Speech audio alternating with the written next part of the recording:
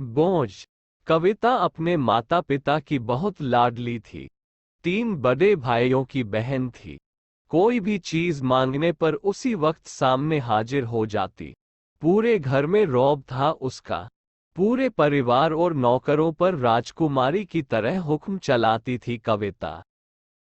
School में भी पूरा रौब था उसका। बड़े घर की लाडली जो थी वह, ऐसे ही उसने कॉलेज में दाखिला लिया। उसके ठाठ बाट, बड़ी गाड़ी में आना जाना, हर दिन नया फैशन देखकर हर कोई उससे दोस्ती करना चाहता था। थोड़े ही दिनों में उसके बहुत से दोस्त बन गए। पूरे कॉलेज में उसकी अपनी ही एक पहचान थी। इन दिनों उसके घर एक रिश्ता आया। खानदानी लोग थे और पापा की पुरानी जान पहचान थी उनके साथ। कविता के साथ कोई जबरदस्ती नहीं थी, पर कविता ने फिर भी हाँ कर दी, क्योंकि वह अपने परिवार से बहुत प्यार करती थी। वह जानती थी कि वह लोग उसका अच्छा ही सोचेंगे। लड़के का नाम राज था। राज काफी पढ़ा लिखा और समझदार लड़का था। ससुराल वाले भी बहुत अच्छे थे। ससुराल में कविता की जगह वैसी ही थी जैसी कि मायके में। कोई भी कार्य कविता की सलाह के बिना नहीं होता था। सबकी लाडली बहू बन गई थी वह।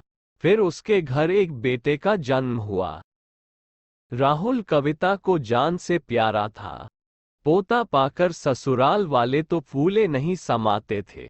कविता कभी कभी सोचती कि उसकी किस्मत कितनी अच्छी है। उसका हर अपना उसे कितना प्यार करता है। चाहे जीवन में कैसा भी समय आए, मेरे अपने हमेशा मेरे साथ हैं। मैं कभी अकेली नहीं हो सकती। कितनी खुशकिस्मत हूं मैं। पर शायद कविता की खुशियों को उसकी अपनी ही नजर लग गई थी। एक दिन वह मायके जाने की जिद कर बैठी। राज को बहुत काम था, लेकिन वह फिर भी उसे ले गया। रास्ते में उनकी गाड़ी अन्य गाड़ी से टकरा गई। कविता, राज और राहुल बहुत बुरी तरह से जख्मी हो गए। काफी दिनों के इलाज के बाद राज और राहुल तो ठीक हो गए, लेकिन कविता पूरी तरह ठीक ना हो सकी। सर पर चोट लगने के कारण वह अपनी आंखों की रोशनी खो बैठी। अब कविता की किस्मत जैसे उल्टे पांव चलने लगी। मायके वाले कुछ दिनों तक उसे मिलने आते रहे, फिर कभी कभार फोन ही करके पूछ लेते कि अब कैसी हो। धीरे धीरे ये सिलसिला भी कम हो गया। ससुराल वालों की सहानुभूति भी कम होने लगी। घर में किसी को पास बैठने के लिए कहती तो जवाब मिलता, बहुत काम है, अब तुम भी हाथ नहीं बंटा सकती। राज भी चिचिड़ा हो गया था। बस राहुल ही था उसके साथ, जिसके साथ हंसते खेलते उसका वक्त गुजरता। एक दिन कविता के हाथ से कुछ सामान गिर गया, जिसकी वजह से राहुल को हल्की सी चोट लग गई। कविता के सास ससुर ने राहुल को उससे अलग कर दिया कि कहीं उसके ना देखने की वजह से बच्चे का कोई नुकसान ना हो जाए। कविता अंदर से टूट चुकी थी। एक दिन उसने सबके सामने मायके जाने की इच्छा रखी तो राज उसे तुरंत मायके छोड़ आया, जैसे कि वह भी यही चाहता था। लेकिन राहुल को उसके साथ नहीं भेजा गया।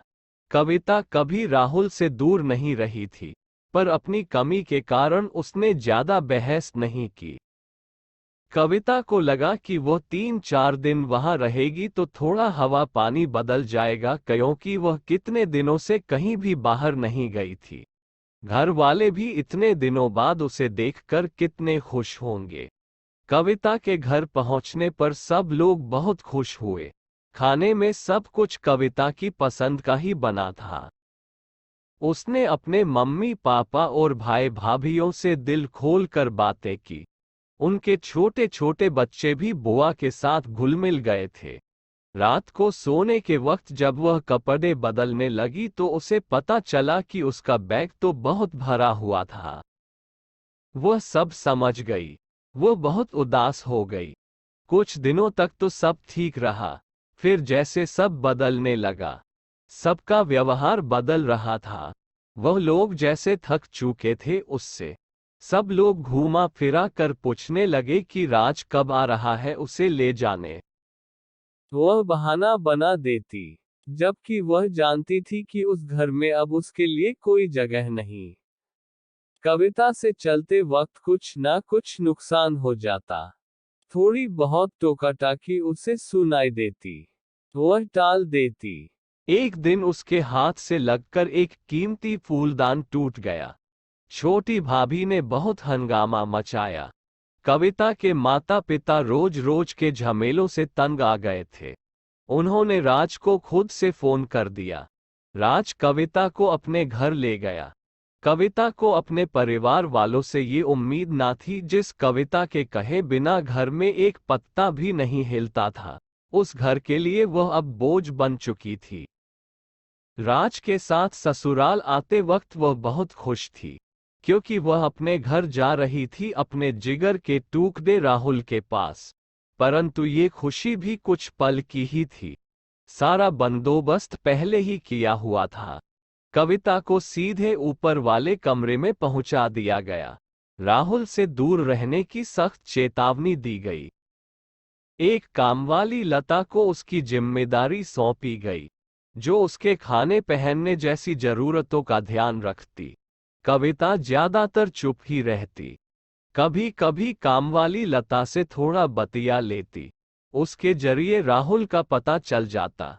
सबकी लाडली बेटी और बहू सबके लिए लाडली से बोझ बन चुकी थी।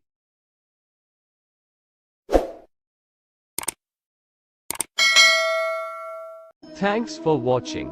Don't forget to like, comments, and share. Subscribe for more videos.